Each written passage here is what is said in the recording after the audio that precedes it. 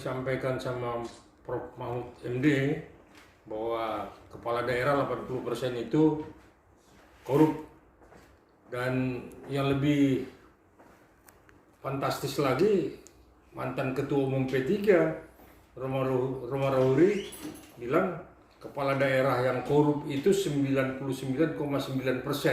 Siapa dong yang nggak korup? Berarti KPK yang nggak jalan kan?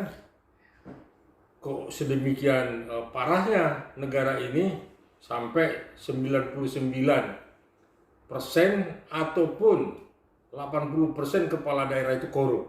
Berarti habislah memang harta dan kekayaan negara ini dikorup oleh oknum, oleh kelompok, oleh grup-grup tertentu.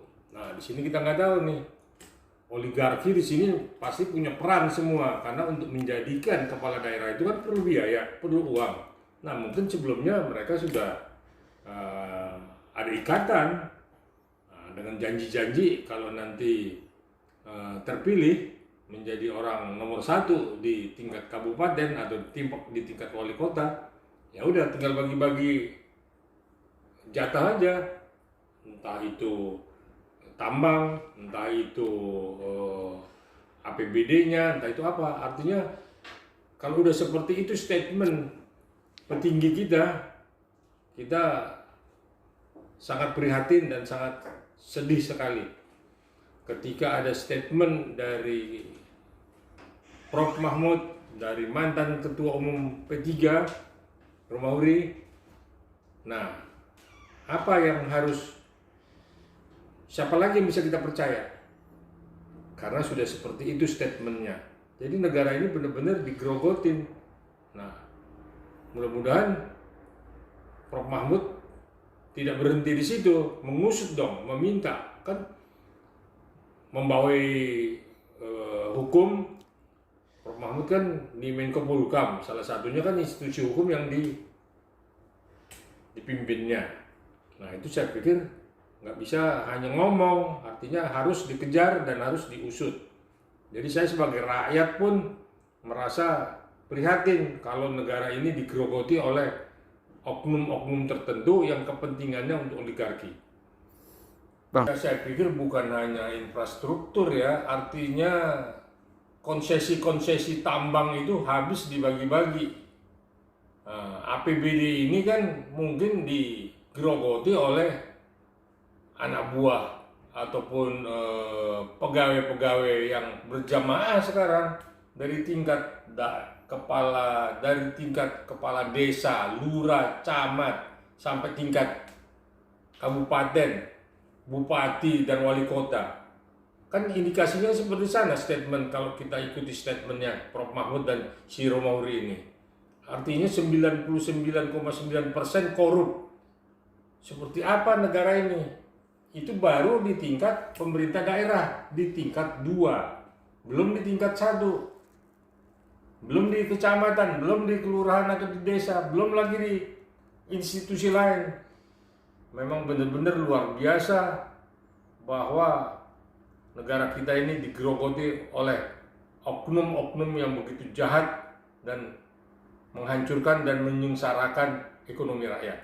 Saya pikir KPK ompong, artinya sudah tidak taringnya itu sudah memang tidak ada lagi, sudah tidak bertaring. Karena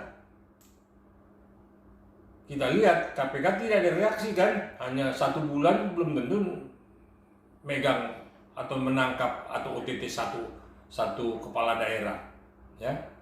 Ada indikasi ini ya dikejar dong, artinya diminta pertanggungjawabannya kepada Prof, kepada Romahuri, jangan jadi ini fitnah. Kita juga nggak ingin akhirnya fitnah ini, keterangan ini meresahkan kita semua. Saya sebagai masyarakat pun resah. Bagaimana dengan anak cucu kita nanti? Habis semua konsesi dibagi-bagi kepada oligarki. Nah, kemarin ribut lagi soal tambang pasir kan? Pasir dijual kan itu sama juga membesarkan negara Singapura dan memperkecil negara kita di zona eksklusifnya, zona ekonomi eksklusif. Jelas sekali itu. Nah, kalau udah seperti ini seperti apa? Kasihan rakyat kita, kasihan anak cucu kita. Nah, saya pikir Prof. Mahmud harus mengusut itu, meminta KPK untuk membongkar. Dan tidak hanya KPK, saya pikir ada kejaksaan, ada kepolisian yang bisa membongkar itu. Nah, makanya kita itu masyarakat ngotot. Pak Jokowi sendiri kan juga ngotot supaya undang-undang untuk merampas aset para koruptor itu harus digolkan. Nah, ini kan enggak. Itu ada tenggelam di Badan Legislatif di Senayan. Nah, saya nggak tahu keseriusan Pak Jokowi ya, apa memang lip service atau apa, tapi saya pikir bukan lip service itu artinya keseriusan Pak Presiden ingin negara ini memang bersih dari para korup. Nah, habis itu udah para korup ini dibuanglah ke Nusa Kambangan, jangan lagi ditaruh di Sukamiskin. Nah, jadi kita bolak-balik mempersoalkan antara putusan dengan Sukamiskin. Ya kan, tuntutan tidak seberapa, putusannya pun juga cukup enak, empuk, keluar, ataupun kalau tidak keluar mereka di Sukamiskin yang kapasitasnya itu seperti kapasitas hotel bintang 5. Ya, saya pikir salah satu sebagian kecil ya itulah artinya ibu dari pejabat di ASN ini yang mungkin suaminya korup, ya dia menikmati dengan gaya hidup yang hedon. Kalau cuma masih pamer aja nggak apa-apa. Tapi kan dia sudah beli rumah di luar negeri, dia bolak-balik hanya libur 3 hari pun dia liburan di Paris ataupun liburan di Hong Kong, ya. Nah, kita hanya penonton gitu ya. Kasihan masyarakat ini hanya menonton gaya hidup hedon yang memang rata-rata itu semua hasil korup. Ternyata terbongkar semua dengan statementnya Prof Mahfud, terbongkar semua dengan statementnya si Romauri juga. 99,9% kepala daerah itu korup. Nah, ini di tingkat 1, tingkat 2, ataupun di tingkat kecamatan, semua korup. Nah, jadi kalau itu tidak dikejar oleh Prof Mahfud ataupun disampaikan kepada Pak Presiden, saya pikir kita hanya menunggu kapan hancurnya Republik ini. Saya sebagai rakyat biasa dan kebetulan saya profesi praktisi hukum, ya mengapil kepada pemerintah supaya memang KPK bertaring mengejar itu sebagai informasi yang bisa untuk pintu masuk, menjadi pintu masuk untuk membongkar statement dari Prof Mahfud dan dari si mantan Ketua Umum P3 yang dulu juga pernah masuk karena kasus tertentu, akhirnya dia masuk, tetapi sekarang sudah aktif lagi terjun ke politik, dan dia menyatakan bahwa 99,9% kepala daerah itu korup. Nah, ini kan statement yang nggak main-main, bukan statement kaki lima, ini statement di atas ini. Kalau atas sudah memberikan statement seperti ini, ya udah ditindaklanjutin, jangan cuma lempar bola, artinya tidak ditindaklanjutin. Akhirnya ini kan membuat keresahan kita semua, rakyat semua resah kan, konsesi semua habis kok dikerukin kan, kita lihat anunya.